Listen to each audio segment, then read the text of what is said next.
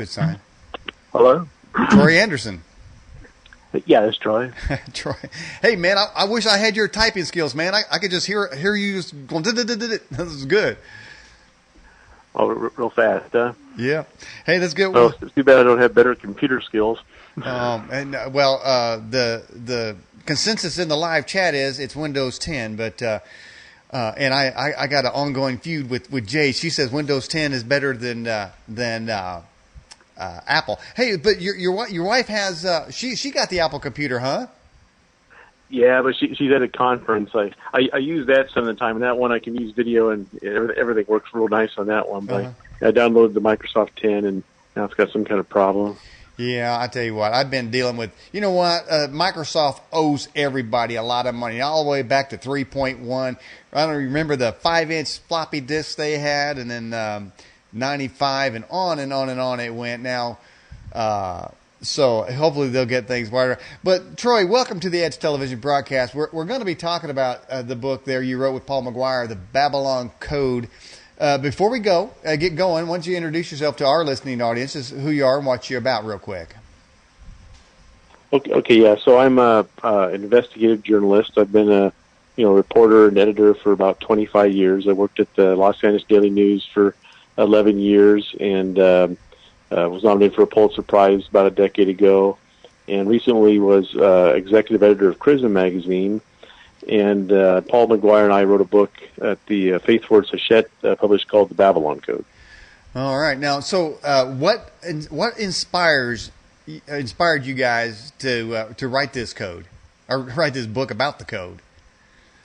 Well, there's quite a backstory to it, but essentially, I encountered Paul McGuire at a prophecy conference in Southern California in 2009, and at this conference, I heard him say, the world is undergoing the most dramatic transformation since the Garden of Eden, transitioning from sovereign nation states to a global government, cashless society, and universal religion not seen since the Tower of Babel. Mm-hmm. And there were several thousand people in the audience. And that just really struck me, so I introduced myself to him afterwards, and we became friends, and I read some of his books. And I went to my editor at the Daily News and I said, hey, if this is true, this is a gigantic story. We should start covering this. He goes, yeah, sure. He goes, write a story about it.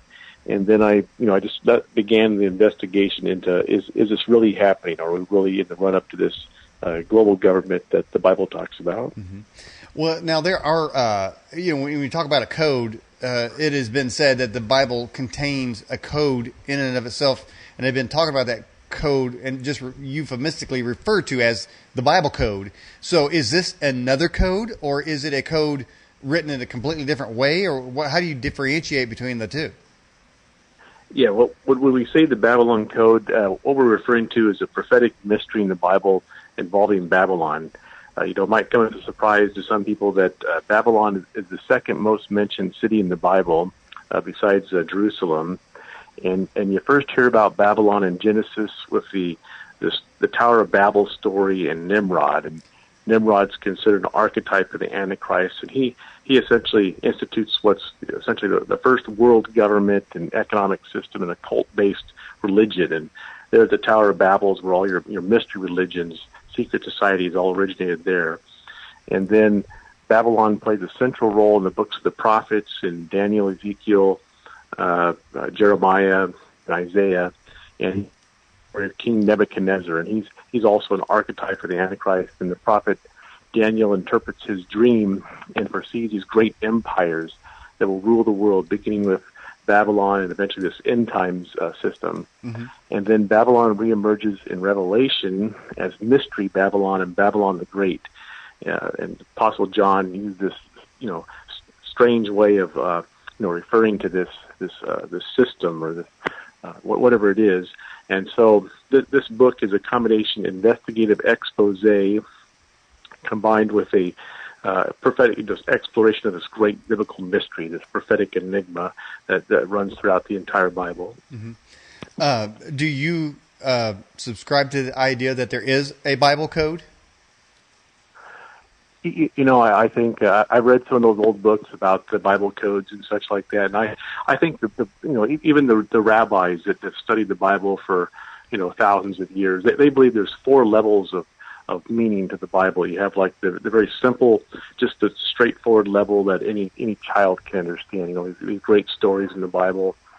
And then you have to the next level, which is sort of like the theological, you know, what this means in terms of, you know, how we should live our lives and that kind of thing, what to believe in. And then you have sort of a metaphorical and, you know, parables and things like that that are throughout the Bible. And even deeper than that are these great mysteries that are throughout the Bible, and sort of like a code or enigmas or cryptograms. And we believe the Bible is essentially sort of a multi-dimensional, you know, coding device that reveals all kinds of information about the world that we live in, and predicts all kinds of things that have happened and will happen in the future. And so when you say a code, it's sort of like that. And then plus, you know, the Bible talks about us being made in the image of God, and now that we've, you know, delved into the genome and DNA, we discovered that, you know, our entire life is essentially a mathematical code, and so is the entire universe. And so, you know, God essentially is this great mathematician and designer of this intricate life. I mean, even Bill Gates said that, you know, DNA is the most complicated computer program ever devised, and there's no way humankind could have ever designed it. Mm-hmm. Is that why the Masons and others are always referring to geometric patterns and mathematical computations, and even to those that dabble in numerology? Is it because they all agree and know that there is a power or an answer that can be unlocked through numbers? You know, and has anybody ever got close to doing that?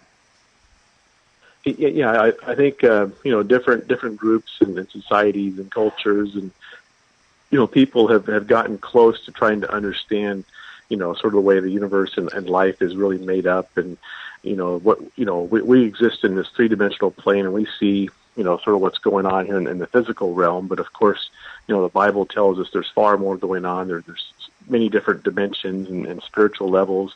And so the question is, how does that all exist? What's the root of all that? And I think that, you know, as we learn more about, you know, computers and the internet and artificial intelligence, we're starting to tap into this. And of course, you know, the Freemasons and many secret societies, you know, numerologists, Chinese numerology, all those kind of things, they've known generally about this kind of thing for thousands of years. Mm-hmm. And, you know, and part of what we talk about in the book is that a lot of this knowledge was apparently sort of downloaded or somehow given to ancient cultures, particularly possibly those that lived prior to the flood.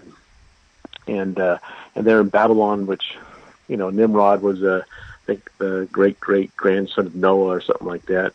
You know, some of this knowledge was passed down, and that's what was used to, you know, design Babylon, the Tower of Babel. And, you know, there's what we talk about in the book, how there's, you know, Tower of Babel wasn't just this gigantic tower, but it was a astrological kind of place, and occult mysteries there. I mean, like a portal for interdimensional beings. So there's a lot more to this than just sort of the simple Bible story that you know is there in Genesis. Was the Tower of Babel, were they trying to create a portal? Yeah. We talk about that in the book. There's a lot of people believe that's essentially what it was. It was some kind of portal, interdimensional portal.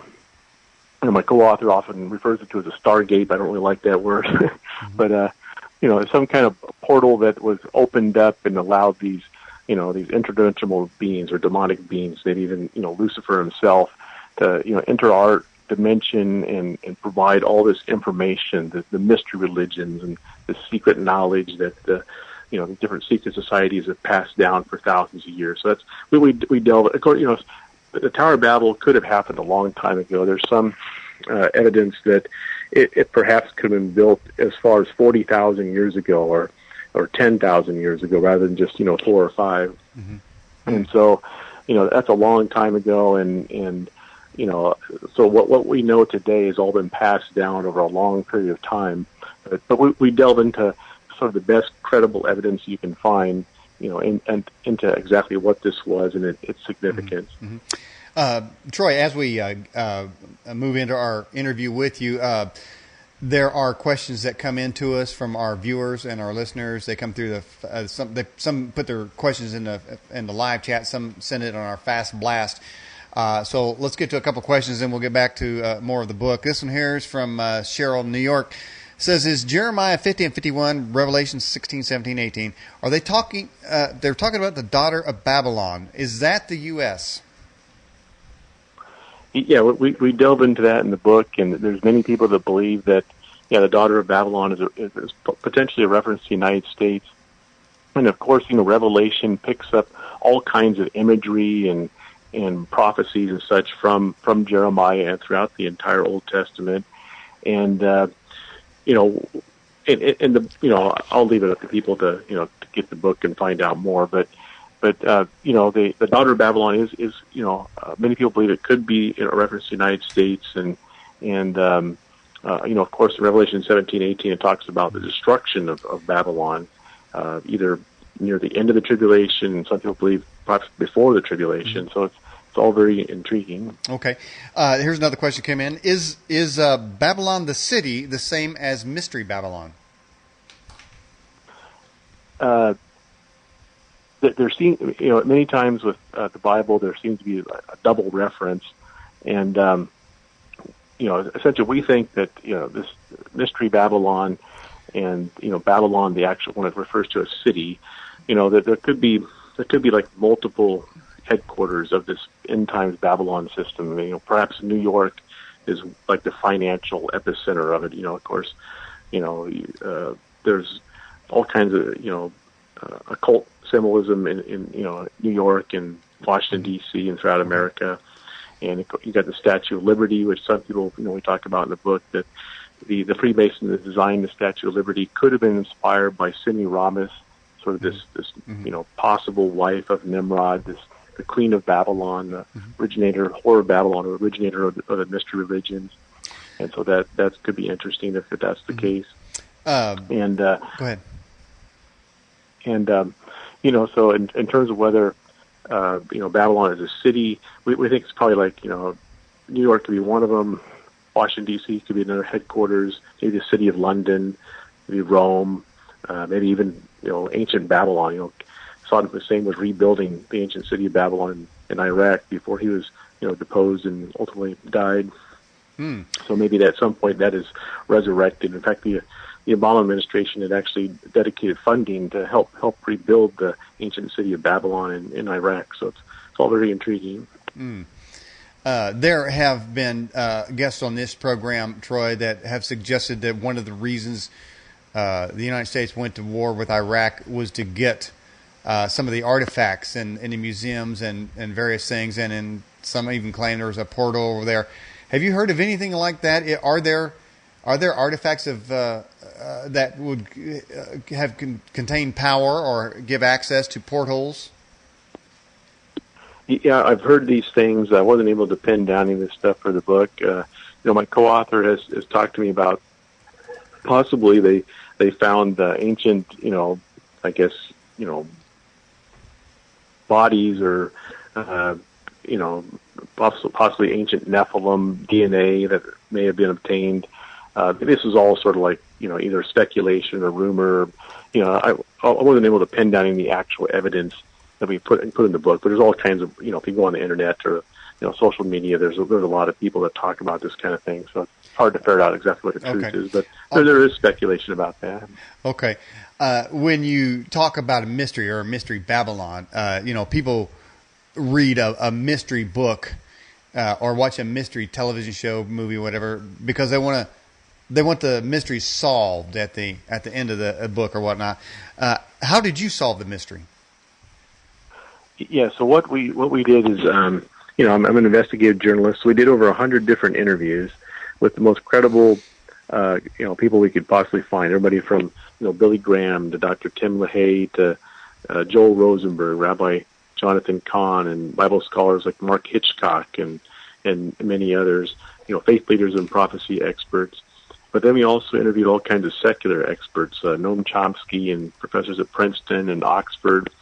And so that was sort of the first part of it, is all these interviews, try to find the most credible, knowledgeable people and see what they had to say.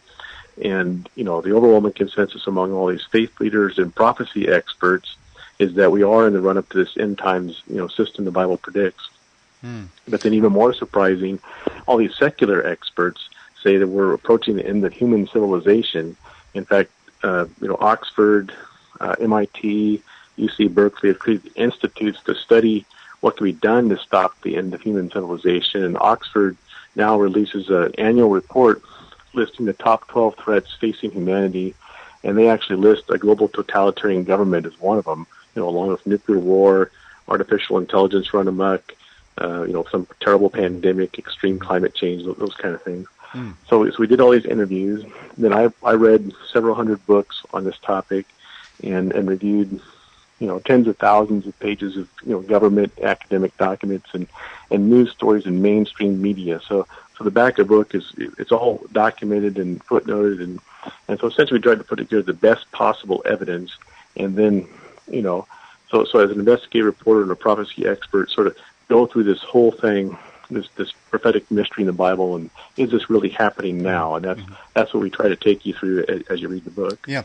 Why is it that a mystery Babylon is always depicted as a woman? Yeah, so the history of this is that, although the Bible doesn't talk specifically about Semiramis, the supposed wife of Nimrod, there are references to her purported child, I think in Isaiah, and there's other, sort of references to her throughout the Bible. And so the myths, the story about her is that she was a prostitute, perhaps even the mother of Nimrod. There's some conflicting accounts on that, and that they had, they were married, and then at some point, either she killed Nimrod or somehow he was killed, and then she, claimed to all their followers that he had supernaturally impregnated her, and that he'd become I think as the myth goes, the sky god or the sun god or something like that. And so this religion sort of developed, and so when John refers to her in Revelation as the whore of Babylon, that's what people think he's referring to, the wife mother of Nimrod.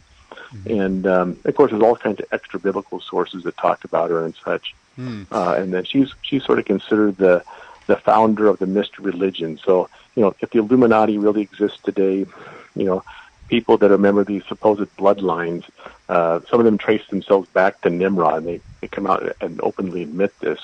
And so there's all kinds of, very strange things connected to all this stuff. When you dig into it, you find out there's truth to a certain amount of it. But the whole thing is Semiramis.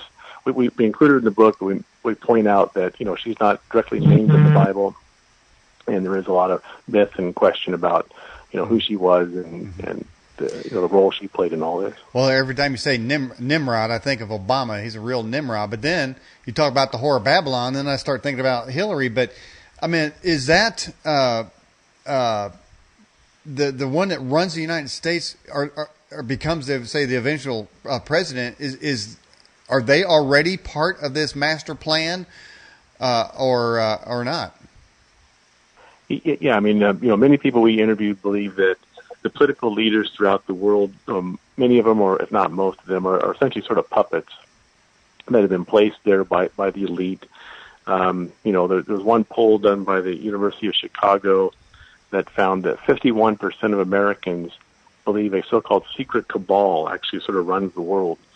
And I interviewed a professor at Princeton, and he had studied, what kind of power, the elite have, wealthy elite have over our political system, what kind of power regular people have.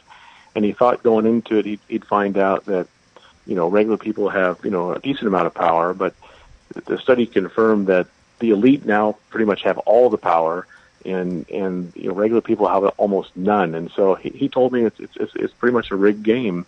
They, through campaign contributions and foundations and the billions of dollars that are spent to sort of, mold public opinion and control the way we think. They give us the choices, and then we essentially, go and vote and pick between the two candidates they want us to vote for. Mm-hmm. And so, as you dig into this, it becomes very surprising the way the world really works, and there's a lot of evidence for this. So it's rather disturbing, actually. rather disturbing. Well, I think that the destruction of the planet being corralled up by whatever organization is trying to get us. I mean, that doesn't, that's not very entertaining. But somebody was sending a question for you, Troy. It says, there are a lot of secret societies, the Skull and Bones, the Jesuits, the Masons, the Illuminati, MI6. I mean, it goes on and on. Are these secret, because you mentioned secret societies, are these secret societies battling it out for control? And who is at the top of this food chain? Yeah, the way I understand this, my ancestor was a German poet and playwright Friedrich von Schiller. He wrote the poem Ode to Joy that Beethoven set to music in the Ninth Symphony. He lived in the late 1700s, and all his buddies were members of the Bavarian Illuminati. And this is the time when it began. And there was speculation whether he actually joined it or not. So I do have sort of a knowledge of this through my family. Mm-hmm. And but in terms of the research I did, if the Illuminati still exist, of course, I haven't interviewed anybody that can definitively tell me, yes, this grand secret society still exists and runs all of them. But, many people believe that they still do exist. It's like an Luciferian, cult-based, secret society. But then, of course, you got Skull and Bones, which is, there's documentaries about it. The secret society at Yale University, President Bush was a member. Secretary of State John Kerry is a member. Been many, political leaders that have come out of that group. And we talk about in the book how Skull and Bones may have roots in the Illuminati from Germany in the, early 1800s, maybe an inspiration. And then there's Bohemian Grove, which is a organization in Northern California where they bring in world leaders and have these strange sort of occult, mock sacrifices to Moloch and weird stuff like that. And then and there's stories about this in the Washington Post and such. We talk about that in the book. Mm-hmm. Now, the other one. Wait a minute, Troy. You mentioned Moloch. Isn't that the like the owl creature? Yeah, the owl is supposedly a symbol of the Illuminati, and that's one of the symbols of these groups. And so in terms of the overall structure, I mean, some people believe the Illuminati, if it really exists, is sort of like the overarching structure. But is there competition among these groups? Yeah, I mean, there very well could be. Mm-hmm. And there's also secret societies in other cultures, which, I've heard that, that they don't all completely agree on how things should be done. There's conflict and such. You mentioned, Troy, you mentioned a while ago about, we were talking about numerology or codes. Everything is mathematical, or created with mathematics. If you had the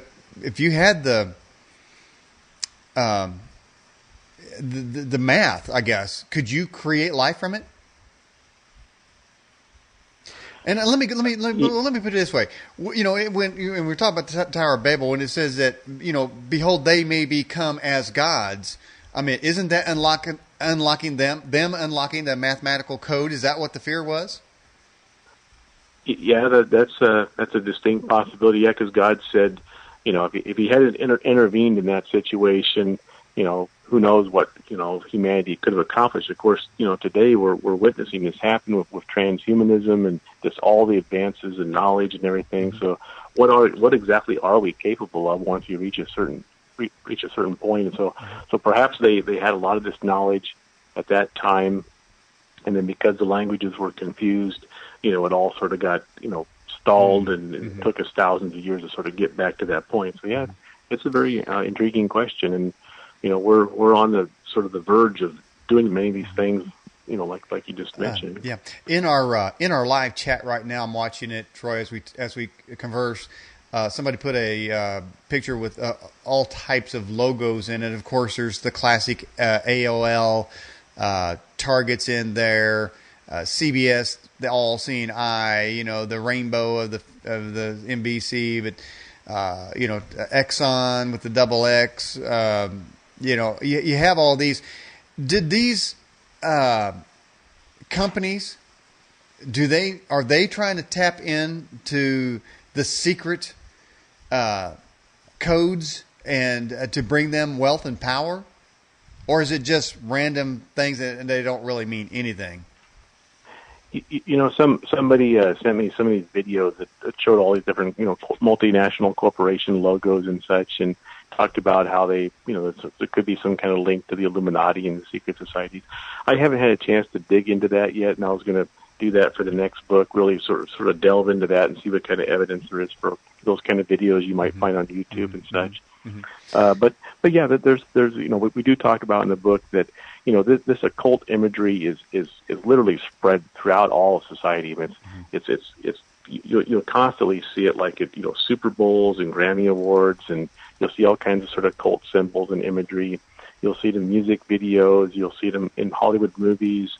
It's just our entire society is just saturated with this stuff. If you sort of know what to look for, and the question is, if these powerful forces really are sort of running things, are they sending us messages, subtle messages or unconscious ones, or are they required to sort of tell us in a way what's going to happen next, kind of thing? Some people believe that, and so there's I mean the corporations that run essentially control 90% of what we hear and see in the media and Hollywood and all this stuff are.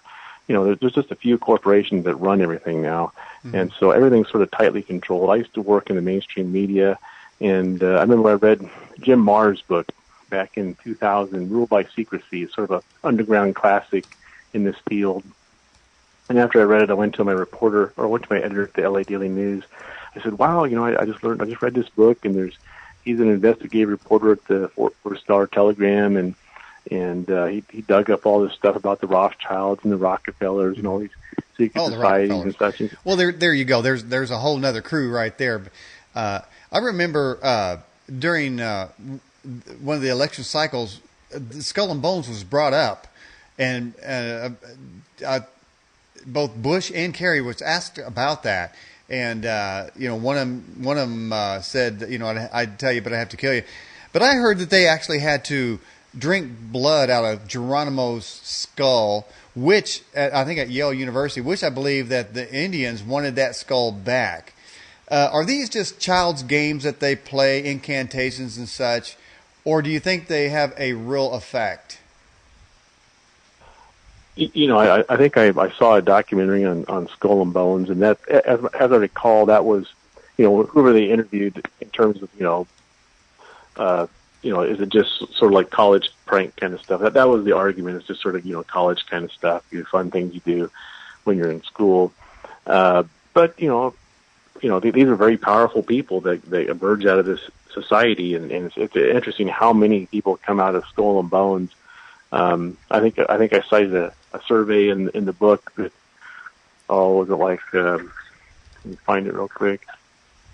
There was a survey done,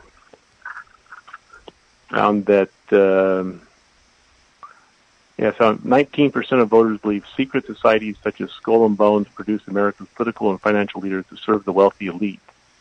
And then another 28% believe a secretive power elite with a globalist agenda working to create an authoritarian world government. So there's a fairly sizable percentage of the public that believes this, and so I don't have all the answers, but that's sort of what I know. In my ranting points, which I do before the show, I was talking about the Florida shooting, and in the weeks since, the government of the United States has imported over about 500 Syrian unvetted refugees. There seems to be an attempt to flood this country, as they have done in Europe, with refugees, which being a refugee is not a crime, it's not a sin or anything, unless you are coming here to kill us in some certain percent. And everyone agrees, except for the guy at the top, agrees that there's a certain percentage that are embedded terrorists. But in general, as Europe now is fundamentally being transformed into something else, and it's turning into chaos and anarchy, battles in the streets, I see that coming to America. That's my little viewpoint.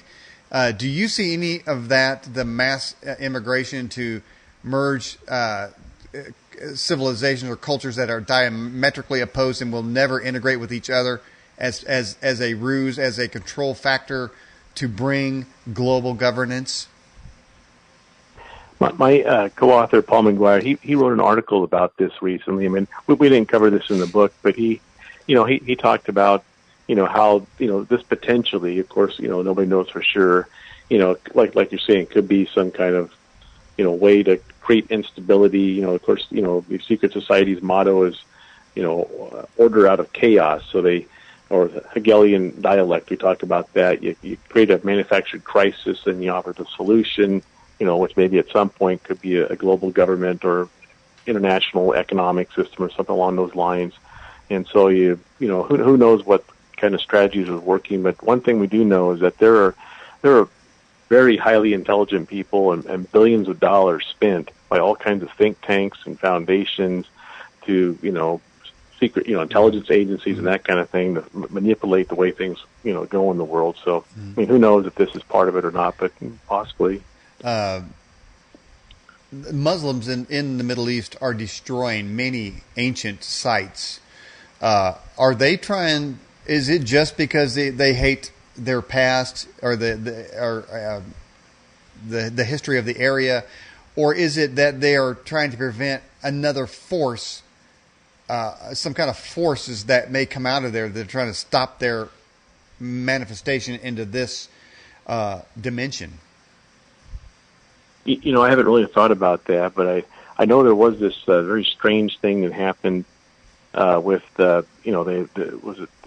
some group wanted to erect the Temple of Baal in New York and London here a couple of months ago, and that was one of the sites that was destroyed in, I think maybe it was in Syria, I forget it, or maybe it was Turkey, and so there's this strange thing to build this replica of the Temple of Baal, and Baal is just sort of another name for Nimrod, in Times Square in New York, and I think they actually did erect one in London. So there's a spiritual dimension to all these sort of strange things that's going on in the world. If you understand, sort of the principalities and powers, the Bible talks about we don't fight against flesh and blood, but against principalities and powers. There's a spiritual war going on that's sort of behind the scenes and helps explain all these weird things that are going on in the world today. Is everyone in our government controlled by these forces? Oh no, I wouldn't say everyone is. I'd say, in my experience, I mean, there's no way to know for sure. But I would say that, just like, the Bible talks about how in Egypt and in ancient Babylon and Rome, that these were largely, occult-controlled, empires, sort of a pharaoh king kind of system where you have your pharaoh or your Caesar or your dictator that, runs everything from the top down, and essentially above him is, Lucifer or powerful dark forces. And so, if we truly are sort of this modern Babylonian system, sort of a reemergence of this, then much of our government, media, business, the whole nine yards is influenced by this, these spiritual forces, and so as a consequence, the government to a certain extent would be impacted by all this. But there's many good people in government. There's many Christians and believers that do a lot of great things and good. So it's the fight of good against evil, and that we've witnessed throughout history. Recently, politically, Troy Anderson, here in Indiana, there was a political battle between Ted Cruz and Donald Trump, and Ted Cruz's dad was claiming the mantle of a prophet, saying that America will be destroyed if Trump is elected. And he also said that his son was the chosen one. Glenn Beck called to fast for Ted, and Ted was saying this is a battle between good and evil.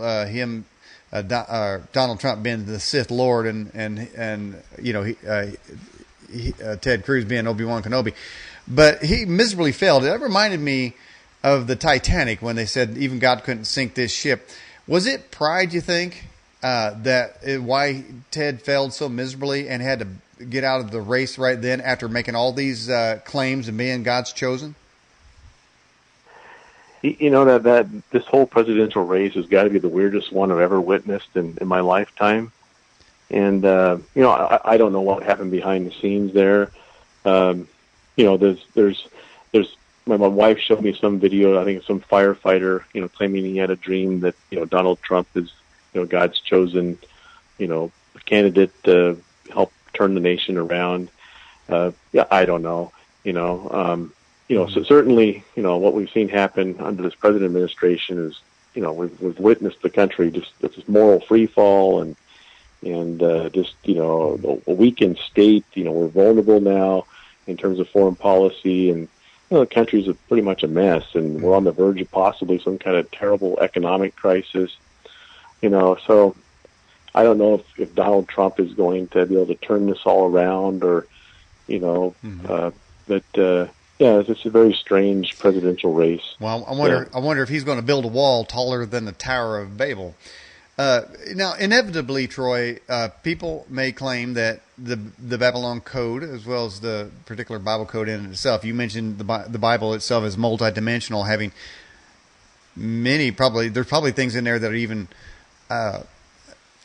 not deciphered yet, or not, we haven't came into them yet, but inevitably they will say that the Babylon Code is just a conspiracy theory on the lines of, you know, going to heaven in 87 and, you know, the rapture in 88, you know, don't be late in 88, and the 10 kings and the 10 horns, and I don't even know where that went. So how do we know that the Babylon Code isn't just sitting right there to be in that historical legacy of could have beens? Well, you know, only time will tell. You know, everybody that's read the book is, I mean, nobody's come back after reading the book and said, Troy, this is, you know, just a bunch of hogwash, you know. Everybody said, you know, you did a, you know, great job of compiling the evidence, and it certainly seems like this is what's really happening. You know, the book's been endorsed by all kinds of, you know, faith leaders, you know, Tim LaHaye, Sid Roth, I'm trying to think, Tom Horn, Rabbi Jonathan Bernis, several others. You know, essentially, you know, I've done, you know, numerous investigative series for newspapers and magazines, you know, throughout my 25-year career, and that's essentially the same thing I try to do here, is to sort of put together the best possible evidence. You know, are they really, you know, behind the scenes sort of creating this global system, or sort of setting a framework in place? And the overwhelming consensus and all the evidence suggests that they are. And, you know, you've heard of the term globalist and globalism. That's essentially what this book was really all about, is, you know, are they, you know, sort of putting it into place, the structure? And what we, you know, claim is that through, you know, laws reducing national sovereignty, international trade treaties, you know, things like this recent UN summit on sustainable development and climate change, and all kinds of sort of subtle things they're doing. They're putting the structure into place so that when some big crisis happens, you know, is it next few years, is it a decade away, is it 2 decades away, you know, no one knows. But, you know, it would be easier to, you know, move us into some kind of, you know, global system at that point. Yeah. Is it, whenever we hear global, and for a lot of workers have lost their jobs to the new global economy, and I think back to when Bill Clinton foisted NAFTA on America, claiming that we're moving into a global economy. There wasn't a global economy until we shipped all of our jobs and corporations overseas. And so when they say global, what they're really saying is you get to lose your job, and then the companies will make a lot more money because you don't work here. So, but when they say global in that context, are they then showing their hand that you know, it's really not just a global economy, but it's going to be a global government? Yeah, I think what's happening is more and more people are sort of waking up to what's really going on. Like you're saying, when they heard the term globalism or global, they're thinking, you know, look at the kind of impact this has had on me and my family and my finances over the last decade or 2 decades. You know, a lot of people, it's been devastating. You know, we have, if the real unemployment rate is somewhere around 20-25%, sort of added up, or even higher, you know, we've got a very troubled nation. And so essentially, they've done all these things, all these trade treaties, all these different things to try to integrate the global economy. Essentially, what it's done is it's made the super wealthy just extremely, extremely wealthy, and we've created all kinds of multi-billionaires essentially, and now they, because of their extreme wealth, they have this massive control over our entire world, over pretty much everything, our political systems, our banking, our government, business, media, and it's had a huge impact on everybody. And but most people are, or many people are sort of unaware of what's really going on. So that's what we're trying to do is wake people up with this book, with the evidence, and then also this sort of interesting thing of how this fits in with this prophetic mystery in the Bible. So that's why it's sort of a combination of the investigative book and biblical mystery. Okay. Well, then somebody, let's just say, get your book, and it obviously well researched, and they do wake up. What does a waked up person look like? Well, we try to offer some hope, quite a bit of hope in this book. I interviewed Billy Graham as one of the interviews I did for the book, and he said that signs of the end of the age are converging for the first time since Jesus made those predictions. And about the time I did that interview with him, he had issued an open letter to America and its deceived people, is the way he described it. And he compared America to Nineveh, which he said was the lone superpower of its time. Mm-hmm. And when God sent the prophet Jonah to Nineveh to warn them of judgment that was coming, the king of Nineveh and the people repented, and then judgment was averted. So essentially, the prophetic time clock was delayed essentially. And so Billy Graham believes there's a biblical precedent for this, and if people will turn back to God, do what you're supposed to do, the same thing can happen again in America. So he's still alive and is very optimistic that things can turn around. I mean, Americans have a history of doing this. It was the preachers after the First Great Awakening that woke up the country to the threat the British were posing. That led to the Revolutionary War and the creation of our nation. Same thing pretty much happened in the Civil War and World War II. Americans sort of, at the last minute, they wake up, pull themselves up by their bootstraps, and do what they're supposed to do. And that's what we want to help inspire with this book and the film we're going to make. Well, that reminds me of, you talk about waking up at the last minute. There was the vision by George Washington when he said that an angel appeared to him in his tent, and he was showing America that there were cities from coast to coast, and a big black cloud was coming across the ocean. And this cloud represented some kind of destruction coming to America in the future. But he said at the very last second, the cloud pulled back. And I'm wondering if what you're describing is similar along those lines, that we're going to see some terrible things, but and in the end, somewhere deep in the American heartland, there's going to be resistance, and that resistance will drive back the forces of global governance. What do you think about that? I think I remember reading about George Washington's prophecy there. I remember reading that somewhere, and it struck me that maybe he was talking about our time. And I think you're right. I think as maybe as things worsen and because right now everybody's just sort of consumed with their work and supporting their families and sort of regular life, social media, and a zillion different things. So people don't read books like they used to, and they don't really pay attention to what's going on. We're just like a massively distracted, numbed out society. Mm-hmm. But if things start to get bad, then we do know a lot about the Bible in general and about end times prophecies and that kind of thing. And so I'm very hopeful that America will wake up and will do what's right. And that's the whole point of investigative journalism, is to try to educate people as to what's going on so that people can take action and prevent terrible things from happening or fix problems. And that's what we're trying to do here. There's, talk about pulling back or fighting back in the last second. Kind of remind me of the back to the political scene. The coal miners in Pennsylvania have just recently discovered that that Hillary, when she said her and Obama's plan to decimate the coal industry was in fact what they did, and there's so many of them out of work, so they find themselves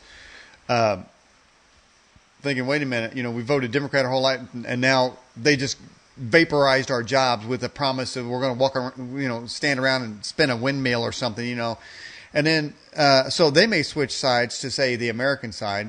As I say, there's Democrats and there's Americans, and then as I said in the Randy points I had before the show, that one of the outcomes that I would even consider a positive outcome, and there's with appropriate humility, I say, in Florida, gays have found that they may need to arm up, and I've read some blurbs out there, some news reports saying that in fact they have shifted to arm up. See, I thought during the sort of the when it all melts down, you talk about a global governance coming in or martial law, that you're going to have the Americans, and then you're going to have the gay people running around in tutus, But it sounds to me like they're going to join forces with the Americans, and then maybe the coal miners. So it seems like there's some shifting going on that where the parts of America maybe even coming together to resist as a whole what's coming our way. Are you seeing any hopeful signs like that, or is it just going to be a complete chaos and they're going to be killed? Everybody's going to be killed off and put in prison. You've hit on something very interesting there, because Americans are sort of a rare breed of people on the planet. Where our entire lives and our entire history, all our families going back for hundreds of years have enjoyed this unprecedented freedom. And we all love that. We enjoy this life of freedom that we have here, which is many parts of the world you don't have that at all, really. And so even though we have our differences, I think you may be right. People nobody wants to see our freedoms taken away, our liberty. And, many of our forefathers and such, gave their lives, had to fight and die to maintain what we got here. And what was it? President Reagan said that, freedom's only, one generation away from, everybody forgetting what you have and losing it all. And we're on the verge of, if we don't wake up and do something about this, we're on the verge of losing this greatest nation that's ever existed, So if everybody wants to join together, that's good with me. All right, the more the merrier. What does the resistance to the Babylon Code look like? Well, I think what's happening is there's like a sort of a growing movement. I mean, it's not just people that read the Babylon Code or heard us on different media, but it's sort of a people all over the country. There's many different books, there's many TV shows, there's many radio programs like yours, and they're all talking about this. And so people are sort of waking up, and there's like this sort of groundswell, this grassroots movement I see, building. And so people, they heard a little bit in the mainstream media, very little in the churches, but on social media and the internet and blogosphere and, the kind of programs you do, this is what people are talking about. This is the gigantic story. This is probably the biggest story in the world. And so people are sort of slowly waking up to it. So, I don't know what form it's going to take or how this is going to move forward, but it's encouraging to watch this happen, and gives me a lot of hope. And let's get into that a little bit, though. When you talk about churches, it doesn't seem like they ever want to talk about Babylon or any other thing. They also talking about bean suppers and such. Why is it they don't get into these sort of deeper, more meaningful things that the Bible says and talks about in the future? This has been a great disappointment for me. Our publisher, this is the world's second largest publishing house. Back in February, one of the vice presidents at Faith Words of Shed, he says, "Hey, Troy, why don't you guys write a letter to pastors, and we'll mail out a letter to thousands of pastors nationwide, encourage them to read the Babylon Code, learn about what's going on, teach their congregations about Bible prophecy, try to wake up the country." I mean, he actually took the book, the early version, last Memorial Day in 2015, and read it on the beach, and he said that he was so inspired by the book, he wanted to run up and down the beach and tell everybody to sell everything they had because the end is approaching and we got to wake up the country. So he was really inspired by it. So he wanted us to write this letter to all these pastors. So we wrote this letter. They through Parable, they sent this an e-blast out to 13,000 ministers nationwide. And I thought it was a pretty well written letter. Of course, people, everybody doesn't open emails. It's probably a very small percentage that actually open an email like that. But we didn't get one response back, and so out of 13,000. Yeah, out of 13,000, we didn't get one response back. It was pretty surprising, and so. And I talk about this in the book, how the church has largely been silent. So we're watching all these end time events unfolding, and most people are generally aware of what's going on and think, polls show, what's it like, 4 in 10 Americans, or almost 80% of evangelical Christians believe we're living in the biblical end times. That's what polls show. So most people, and especially Christians, know what's going on, but yet the churches are, probably. I've heard estimates of over 90%, maybe over 95% are not talking about this at all. Of course, pastors are concerned about, if you move into, political stuff or controversial stuff, the IRS might, you might get in trouble with them or the government. But still, we in the past, it was ministers who were very brave and, sort of led the charge for our nation. And we really need, pastors and ministers to step up now and tell people what's really going on, or we're going to lose this country. The church response to the transgendered bathroom issue at Target was, I think their main response was to go get lunch at Chick-fil-A. So, they don't, it seems what happens is they're just like little groups, and everybody wants some of the other group's members, and you wonder how we have so much stuff going on in the country, but I think that the Protestants are the largest amount of people in the country, yet they're just whatever rule of law comes down that is offensive to them or that is unbiblical, ungodly, they don't resist. But you're saying that in the early days they did resist? Yeah, throughout American history, that there were, the ministers, inspired the Great Awakenings that occurred, and the first Great Awakening, I think, if I remember right, it was, early 1700s. That, essentially led to the Revolutionary War, and then the next Great Awakening, I forget the exact time frame. We've got it in the book, but that also, there was many Christians who were involved in, inspiring, in the election of Abraham Lincoln. In fact, Lincoln loved my ancestor Schiller, and there was 250,000 German Americans that fought on the northern side in the Civil War, and there's all these Christians that got involved to, help, fight that battle, and resulted in the end of slavery and that kind of thing. And so, prior to World War II, there was many ministers that spoke out about, at least here in America, about sort of the evils of Nazi Germany and what was going on, and inspired, and Hollywood got involved too, inspired Americans to go fight in that war, and we beat back Nazism and defeated the Axis powers. So throughout history, ministers and leaders have played a big role in inspiring people to get involved and do what's right. And we've fought back the forces of darkness essentially. But now, we've got everybody's a chicken. Nobody wants to stick their neck out and do what's right. And we're witnessing they're running roughshod over us. It's like 70 to 80% of the country claims to be a Christian, and yet they're upending our entire Judeo-Christian foundations of our country and all our morals. And if my dad was still alive, I could just imagine what he'd say about what's going on now. And just think about maybe your dad or something. And these guys that fought in Korean War and World War II and World War One. I've got ancestors fought in every war going back to Revolutionary War. I'm sure probably watching from heaven, disgusted by what's going on down here. Mm-hmm. All right, so we've got the Babylon Code, that book that you wrote. Well, what's Paul McGuire doing? Does he go around and do shows like this as well? Talk about the same book? Paul speaks at all kinds of prophecy conferences. He's got a show on God TV called Apocalypse in the End Time, and so you can watch him on there.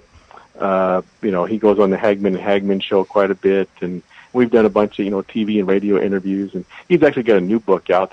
The Babylon Code we co-wrote, came out last October, and the paperback version will come out this October. But he's got a new book out, so I mean, he's essentially doing the same thing, trying to educate people, alert people to what's going on, and he spent decades researching all this, so he's very knowledgeable. Hillary Clinton has a list of scandals going back 30 years. I mean, in any sense of the word, I would consider her an evil person. Is she sort of the right person to sort of, is she a likely person to be at the head of this country as the Babylon Code predicts this oncoming global governance? I actually talked about one of Dinesh D'Souza's, one of his recent books, and Hillary Clinton in, I think, the 10th chapter, if I can try to find it here. But my recollection is, I quoted from Dinesh's book, and which was turned into a couple films, where his first popular film was 2016 Obama's America, and he sort of laid out, all the troubling stuff surrounding, President Obama. And then in this follow-up film, he talked about, what would happen if Hillary Clinton got elected after Obama left office. And if I can find it here, but essentially what I recall writing is that, if we have another 8 years of this kind of, undermining of our country, there's probably not going to be much left of it by the time it's all over. So, but we do delve into that a bit in the book. All right. So what else does your book contain?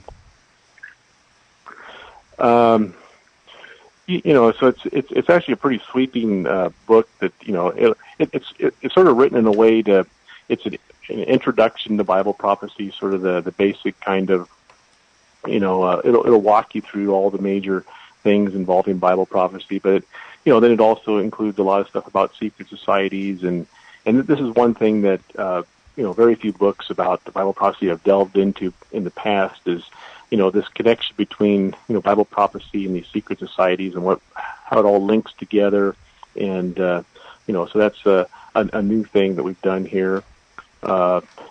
It talks about the role that America might play in all this, and the backstory behind it involving my ancestor Schiller and Paul's background. Do you believe that people should arm up to fight against a global government, or should we just accept whatever they say?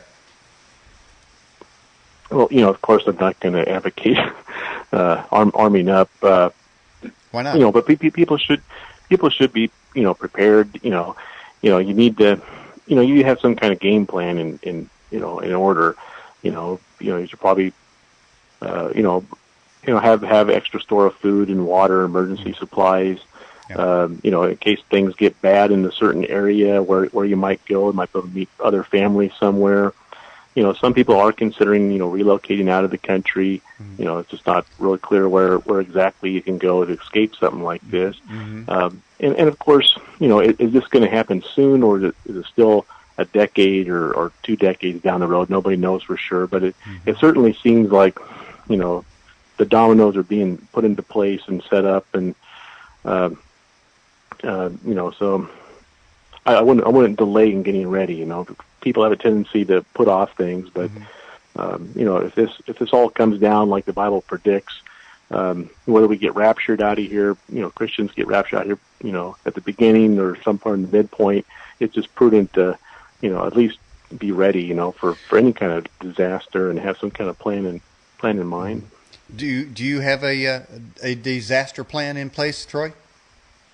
Oh, in general, I talked to my brothers, and because I come from a small town in Oregon, so if I'm in Southern California, so if things go haywire here, if we can make it up there, that'd be generally the plan. What do you think about the demonic tunnel ceremony that took place in Switzerland? Did you see that? Yeah, that was very weird.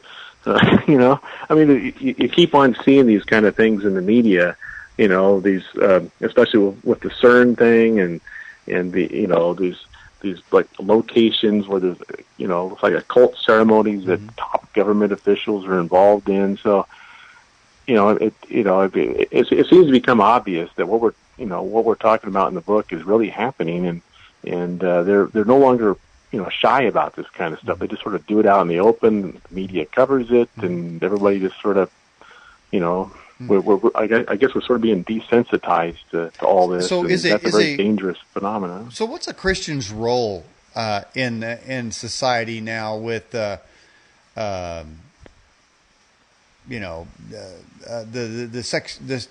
sexualization of children and these types of ceremonies, and Beyonce grabbing her crotch all the time, and then Michelle Obama saying that crotch grabbing is a great thing because she says Beyonce is a good role model for young girls. So is it a Christian's duty just to pray for these people, or just go, well, that's weird? I mean, what is the Christian's duty now in all this? Well, I think what we need to do as much as we can to protect our children from this. I mean, we give all our kids cell phones and computers, and they can access all this stuff now. But you need to think about whether it's definitely having an impact on our children, and not only that, but they're being indoctrinated in the school system. I mean there was just at this United Nations Summit on Sustainable Development back in September, in conjunction with that, which is essentially another step towards this global system. They had the Global Citizens Festival, where they had all these celebrities fly in and promote this idea that we're all global citizens. And of course, the United Nations, through the Common Core educational campaign, all the schools now are educating the kids. You're a global citizen, and so the kids are buying into this. We're going to protect the environment. We're all one, and it seems like a great thing, right? We can have world peace, and everybody can join together. So are you saying that Christians should just take their kids out of public schools? I mean, it's up to each parent, but I would seriously, wonder whether it's a good thing to have your kids in the public school system, given all the indoctrination that goes on, and the kind of impact that it has on children. Mm-hmm. So again, when Jesus told the disciples, "If you don't have a sword, go sell your cloak and buy one," what did he mean by that? I'm not exact. I heard the verse. I'd have to look at the context there. But I think the Bible does talk about you need the need for self-defense. I remember reading things like that, and it's just sort of common sense. Mm-hmm. You need to be able to protect yourself and protect your family, and maybe that's what that verse is referring to. Uh-huh. So self-defense is an admirable quality. Oh, yeah, I think most people would agree with that. Okay. All right. Here's the question. Will the Antichrist appear before or after World War III? Yeah. The way I understand it is that the Antichrist won't be revealed until, at some point during the 7-year tribulation period. We talk about that in the book. Mm-hmm. So many people believe that this figure is probably alive today, sort of waiting in the wings kind of thing. Maybe he doesn't even know that's who he is. But at some point during the tribulation, he'll sort of, come out of nowhere and become this global leader, global dictator. And for the first 3.5 years of this tribulation period, the common belief is that the world will enjoy this great peace and prosperity, and everything will seem great, and so people that are, accepting of this system will think that, we've sort of achieved some kind of utopia in the world. Mm-hmm. Well, but in the last 3.5 years, this unprecedented pandemonium and mayhem unfolds, and Bible talks about anywhere from like 2/3 or more of the world's population dying during this terrible, wrap up of history. All right. So do you believe that there will be a rapture? I've researched recently. I've been researching.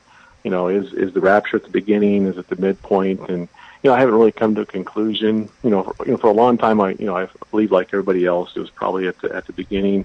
But now, as I've read more books and heard more arguments, the Bible isn't really exactly super clear about this, and so my philosophy is just be ready in case it's not at the beginning. Is probably a wise thing to do. Mm-hmm. If you had to pick an Antichrist out there in the world scene, a world leader today, who would be the closest match to that? Oh, I don't know. That's probably not a good thing to say something like that. I don't know who would be a good match for. I mean, there's been all kinds of figures throughout history that people thought might be the Antichrist. Hitler and Mussolini and Genghis Khan and just all kinds of dictators throughout history.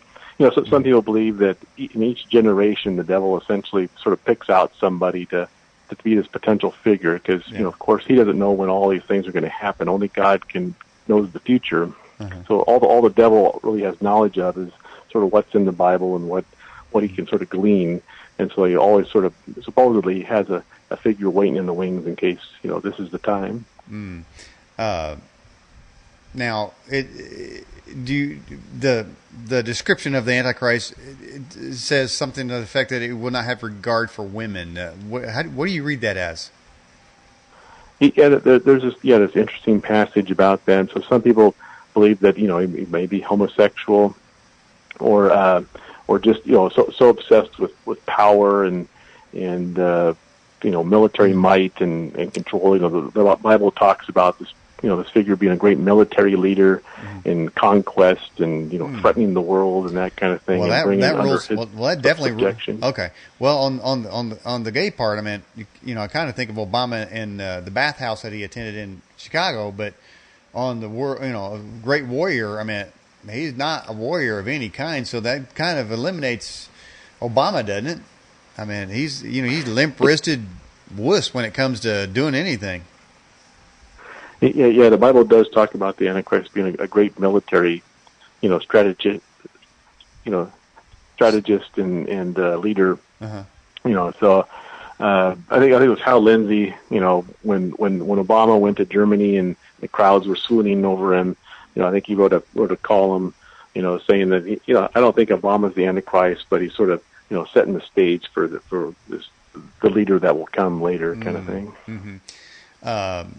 Now, on the other hand, Hillary's kind of meaner than a snake. And it does say something, he would not have regard for women, but it seems to me that Hillary's all about women, especially Huma. I mean, they got something going on there. So, I mean, that kind of counts her out. And she's definitely not a military strategist. I haven't really followed that. Yeah, I mean, when you talk about military strategists, her strategy in creating ISIS and then her strategy in Benghazi, she's definitely not a major military player with great strategies. So that kind of counts her out.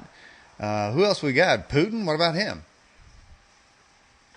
Yeah, I mean, what we talk about in the book is that there's all these sort of puppets that the elite have, running countries kind of thing. And they, many of them sort of, they do the bidding of the real power brokers, the real elite people, the billionaires, the people that, really pull the strings kind of thing. So, there's depending on how close we are to all this, there's just no way to know who the Antichrist might be. And the Bible makes it clear that almost certainly won't be revealed until it's too late. Kind of Troy, thing. what's the most controversial claim that your book, The Babylon Code, makes? I've got your book in our background now. What's the most controversial claim that it makes? I guess the most controversial thing about this book, I mean, it may not be controversial for your show because you delve into this kind of thing a lot, but for most people, I mean, just hearing that there's a connection between the Bible and secret societies like the Illuminati and such, may be stunning to many people. And so and there's verses in the Bible that seem to allude to this, that Mystery Babylon, is a reference to these secret societies that began in ancient Babylon and they control the world. And then there's some stuff that somebody sent me the other day. I was going to dig into this for the second book, that when Jesus was talking to the Pharisees and the Sadducees, that they were a member of some kind of secret society. And so he was, possibly, aware of that and the linkage between, these groups down through history and Mystery Babylon. So there's really a lot to this. So I think that's probably the most, controversial elements of the book. And we try to, provide as much evidence as we possibly can. I mean, even George Washington in the late 1700s, there was quite a bit of news stories and books coming out about the Illuminati and these secret societies. And he came out and said that he believed the Illuminati had, moved from Europe to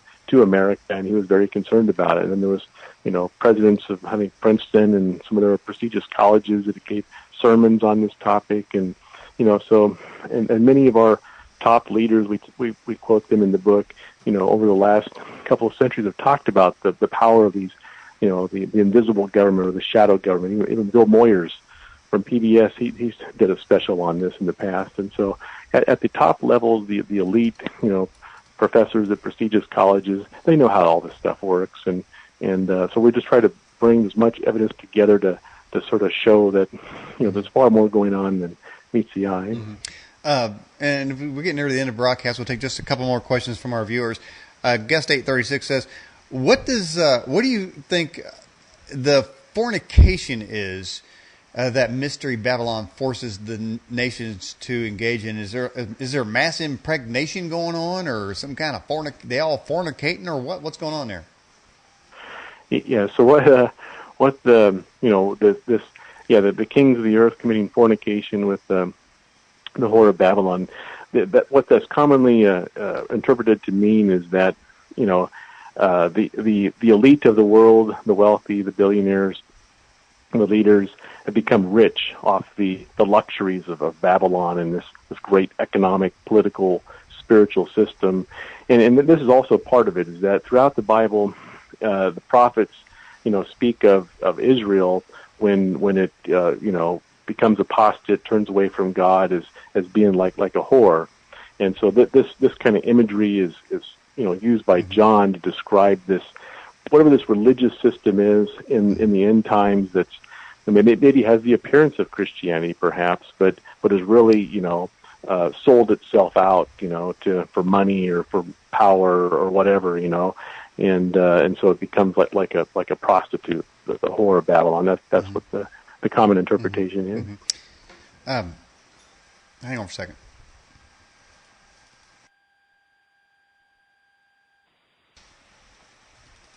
I had to switch over to the live chat there. It looks like somebody put John Hagee's picture in our live chat, and it seems to me he's wrote a lot of books that don't really, that most of what he says has never came to pass. How do you keep yours separate to where you don't end up on the bookshelves like his? Yeah, so what we've done in this, I'm a journalist, so I'm we do introduce our opinion in this book, but a lot of it is is talking about the predominant theories and trying to compile all the evidence, and we're not setting dates. We talk about the John Hagee's famous recently for the four blood moons phenomena that all converged last fall, and he believed something significant would happen, and then Rabbi Kahn had the Harbinger and the Mysteries of Shemitah, and he talked about the beginning of the Shemitah was last fall, which was when our book came out, and then the Super Shemitah, or this, the year of Jubilee that follows 7 Shemitah cycles, runs from now through October, and so there's speculation that perhaps something prophetically significant can happen, but in our book, we don't come out and say yes, it's going to happen. Merely what we say is that some people believe something significant might happen. Perhaps it won't. Time will tell. And this, people that have set dates in the past, of course, there's been a 100% error rate. They've all been wrong.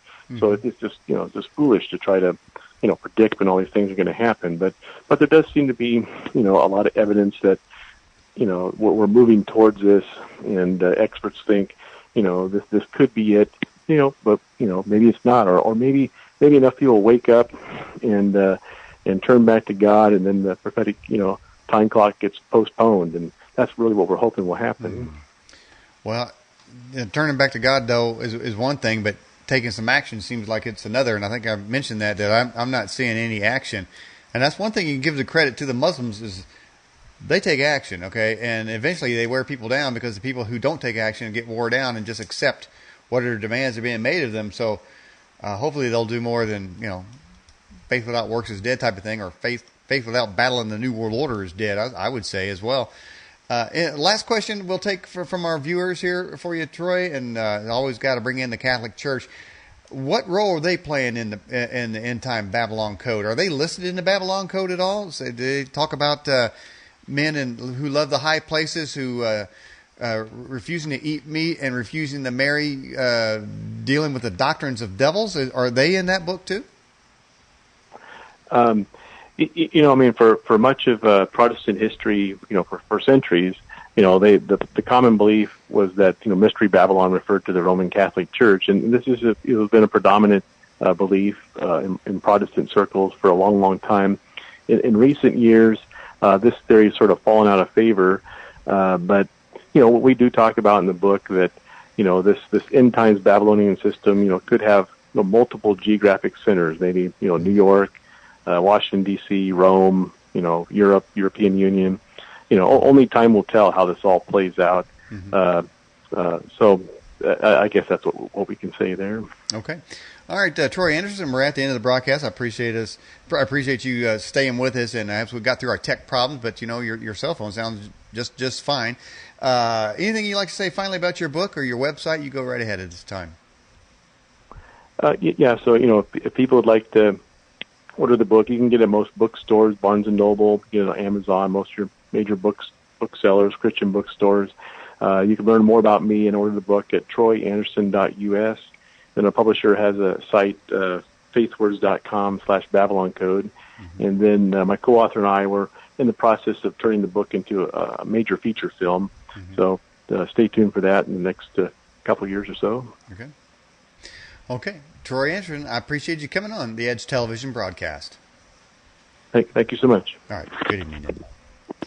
All right, everybody, that was Troy Anderson talking about his book, The Babylon Code. Was it a lot of babble, or is there a code in there?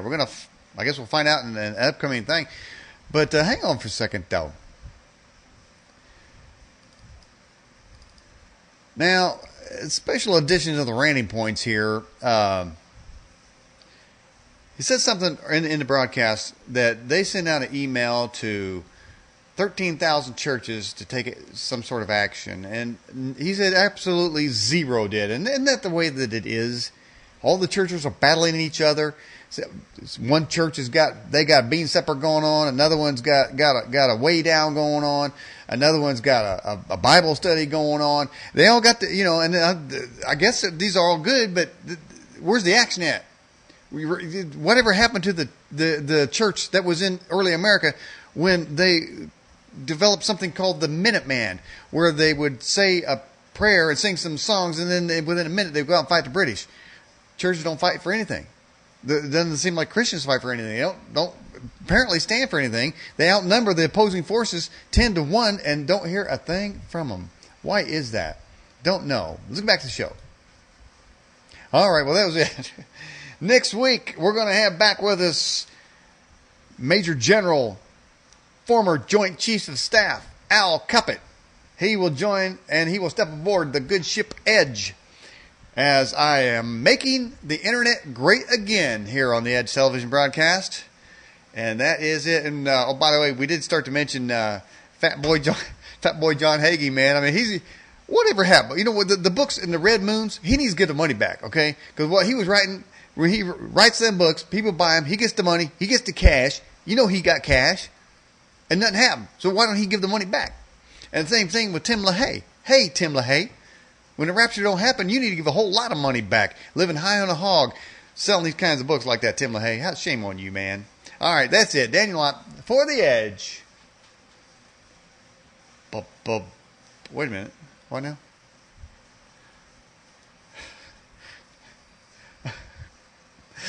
Someone wrote in, John Hagee stole the Red Moon thing from somebody else. I think he did.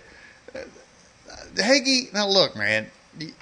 Okay, you're eating too much bread or something, okay? And it's clogged your arteries, and hence your brain isn't working very well when you got to steal other people's materials. Now, their stuff was wrong, therefore, i.e., you were wrong too. So quit writing them books, okay? You ain't doing nothing. What are you doing down there? I want to know where these people live, okay? Anyway, got to go. Daniel Lott for the Edge. Making America great again. Making the internet great again. I'm going to put that up on the website. And that's it. Ecto, you came through for me. All right, Daniel Lott for the Edge. I didn't slip Dreamwalker. Well, okay, I did. Anyway, Daniel Lott for the Edge. Everybody be safe out there. wait a minute. How many times did I say bye? Is it one or two? I can't remember. Oh yeah. Bye-bye.